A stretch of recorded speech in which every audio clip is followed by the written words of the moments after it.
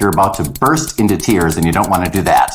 What do you start saying to yourself so that you don't cry or you don't burst into tears? Whichever one seems to be more like you. You ready? What would you start saying?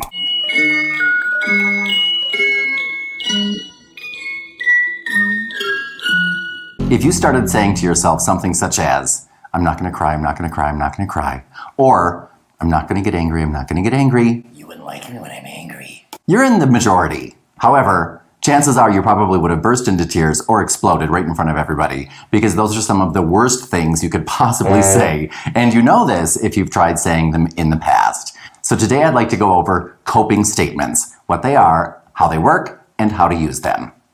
What they are phrases that you want to prepare in advance. Remember that the savvy communicator always has crucial phrases prepared in advance, because when we need to use crucial phrases, even when we're just thinking them, chances are we won't do it correctly, because by nature of us needing them, we're being drawn out of the side of the brain where they live. Because generally speaking, when we need these crucial phrases, they are in an emotionally charged situation. And remember that the emotional side of the brain draws us out of the logical side of the brain, or the side of the brain where our language patterns live.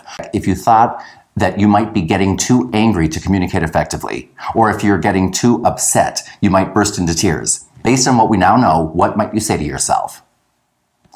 Okay, if you said something such as, I am going to keep it together, or I am going to be strong, again, you get the gong. Remember that in the present means what you are now. So instead of, for example, I'm not going to cry, I am strong.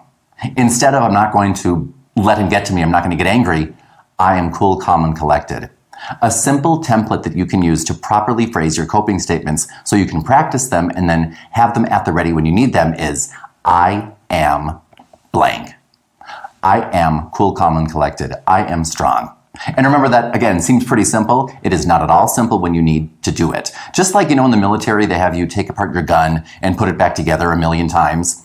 The reason they have you do that is not so that you can be an expert at taking a gun apart and putting it back together. It's because when it comes time for you to need to do something like that, chances are emotions will be running high and you don't want to have to stop and think about it. You want it to be automatic. That's why they keep practicing it over and over and over and over and over and over and over again, so that if they ever need to do that in a high-risk situation, they don't have to think. It just comes naturally.